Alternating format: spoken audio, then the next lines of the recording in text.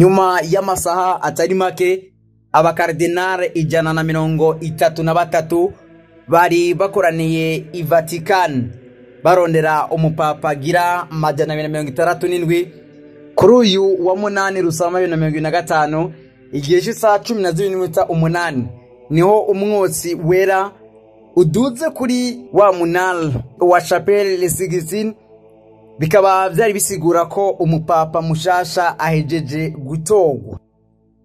Nyuma yo kubona umwotsi harasigaye yuko aba bakardinale 133 basohoka bakavuga izina ry'uyu mupapa mushasha. Nyuma yo gusohoka rero batangaje ko umupapa yatowe yitwa Robert Francis Prevost. Uyu mupapa akabagize uw'amajana 267 ndetse kandi akaba yihaye izina rya Papa Leo wa 14. Uyu mupapa atowe yavukiye muri leta ya Illinois ahitwa Chicago, akaba afise imyaka 69.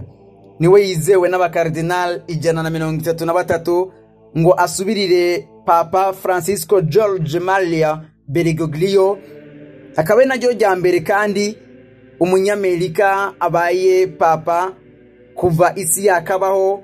Ndetse kandi nyuma y'uwo uno yarasubiriye François George Maria Bergoglio, niwe mupapa abonetse mu mwanya muto ndetse n'abari bamaze gutogwa mu myaka mike irangiye. Uyu rero munyamerika yitwa Robert Francis Prevost niwe agiye kuramutswa Eklezia Katolika.